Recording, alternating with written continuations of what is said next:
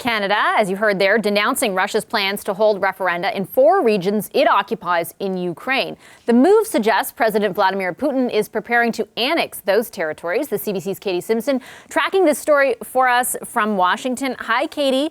Let's start in Washington. The U.S. is suggesting, or the administration there, that the move by Russia is a show of weakness and not strength. Why would that be the case? Yeah, they're seeing this as sort of an urgent response to losses on the battlefield. Ukraine has been able to liberate thousands of square kilometers of territory, mostly in the northeast, in a matter of weeks. And because of those losses on the battlefield, the U.S. is interpreting this move by Russia as sort of a backed into a corner panic, a way to stop the bleeding. And we've seen Russia use this tactic before. And if history is any guide as to what could happen next, we saw Vladimir Putin use a referendum, which was widely described as a sham, a manipulated referendum, to justify the illegal annexation of Crimea in 2014. And so this is one of those traditional plays from the Russian playbook into how things go next. We heard from the National Security Advisor, Jake Sullivan, who spoke at the White House today, about the American position on what this really means. Russia is throwing together sham referendums on 3 days' notice as they continue to lose ground on the battlefield and as more world leaders distance themselves from Russia on the public stage. That distancing keeps happening. Just 4 days ago, the Prime Minister of India, Narendra Modi, said now is not the era for war and called for an end as soon as possible to the violence in Ukraine.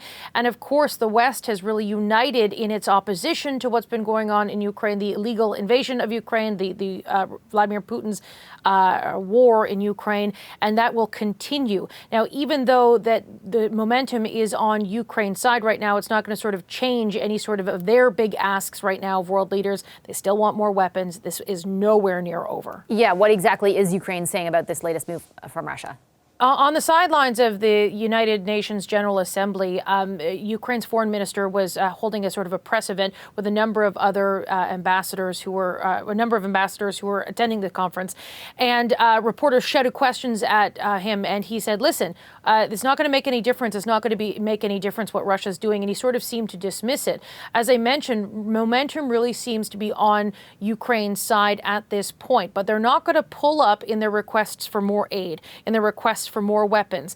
We know that the United States is still working on more funding to get more weapons into the hands of Ukrainian soldiers, because even though those significant gains have been made in a short period of time and momentum has sort of changed and we're seeing things sort of develop in favor of Ukraine, this is a long way from over. And it is too soon to tell if this is really going to be that pivotal turning point, if this sort of liberation of all this territory. But again, there is concern with the way that Russia is sort of trying to stop the bleeding and hold on to the territory that it has been able to occupy.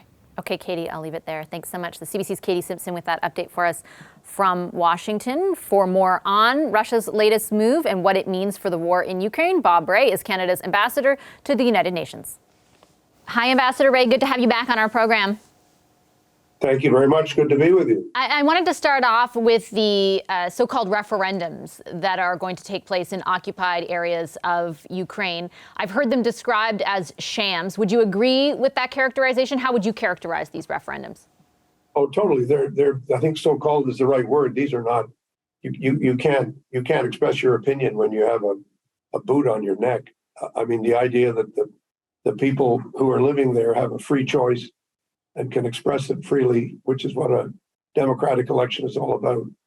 The idea that they could do that in these circumstances is nonsense. So this is just an appalling snub at the concept of democratic choice. What do you think it says about where Russia is at right now in this war?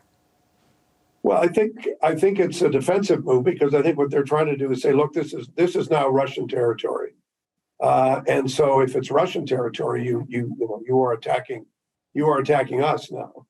Whereas the reality is, it's under international law, it's Ukrainian territory. It was recognized by Russia, and it's the accepted boundary of the nation of Ukraine at the United Nations and everywhere else. Russia has invaded Ukraine and occupied Ukraine. That's what's happened. And that's what's been happening. And the Russian counter narrative is no, this has always been Russia, and we made a mistake before, and now we just want to rectify what's happened, and that's why we're doing what we're doing. But nobody in their right mind should accept that narrative, and we have to keep on fighting in propaganda terms and information terms. We have to keep on correcting their lies with the truth, and the truth is it's Ukraine, and people are not being allowed to express themselves freely in these places because they're occupied by Russia. Do you think it's also in any way rooted in insecurity, given the gains that we've seen Ukraine make, the territory they've taken back over the last month?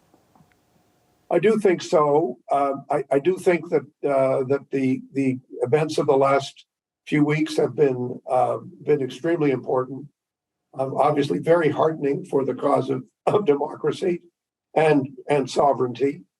But we should not underestimate the Russians' determination to hang on and to rewrite history. They have made an art form of rewriting history, and they will continue to do that. They will continue to not deny the facts, and as anybody else can see them, and they will insist on this counter narrative, which is based on lies. That's how they are. That's what they are. They're a state that is based on lying. To that end, we were expecting remarks from Putin himself today. My understanding is, and I keep seeing some conflicting reports, but I think they may be delayed until tomorrow. There is some expectation that he's going to announce some kind of full, quote unquote, mobilization. Do you have that expectation? Nothing would surprise us at this point. But I think he's the reaction that the Russians have always had is in the face of defeat, you just double down.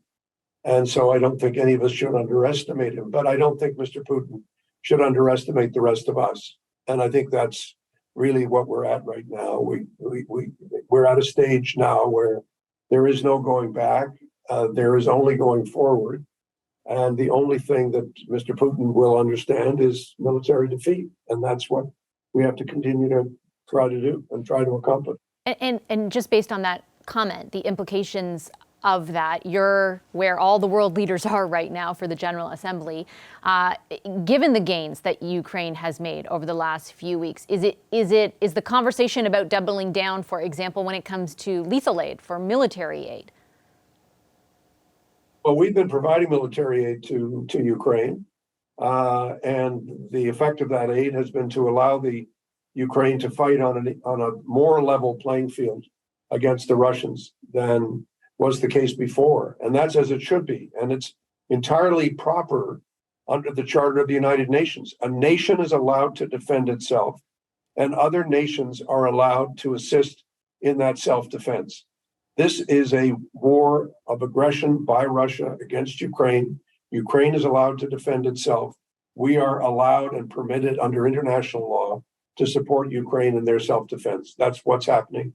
And I certainly hope, and I'm quite certain from a Canadian perspective, that we are absolutely clear that this is the war we are in at the moment. We didn't want to be here. Nobody asked the Russians to do what they did. There was no reason for them to do it. It's an unprovoked attack. It's an illegal attack, and Canada has to support Ukraine in this fight.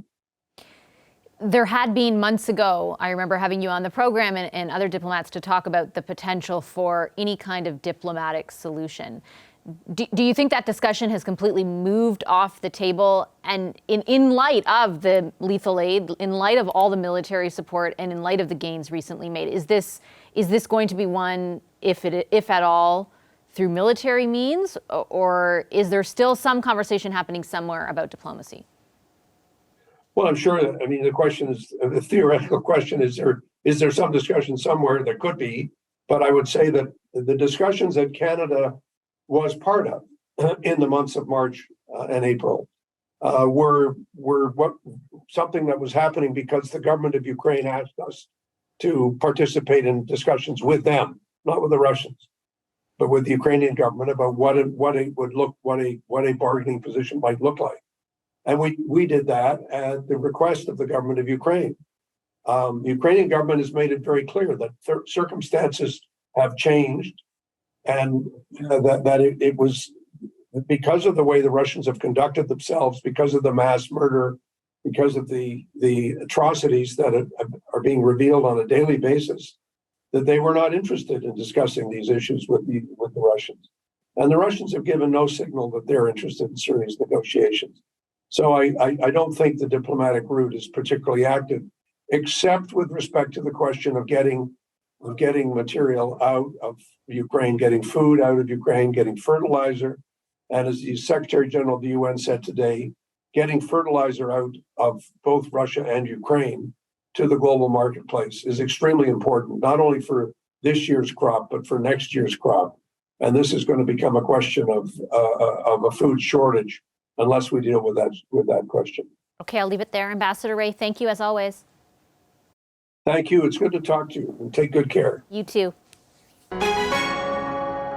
Hi, I'm Vashi Capellos, host of Power in Politics. See more of our show by subscribing to the CBC News channel or click the link for another video.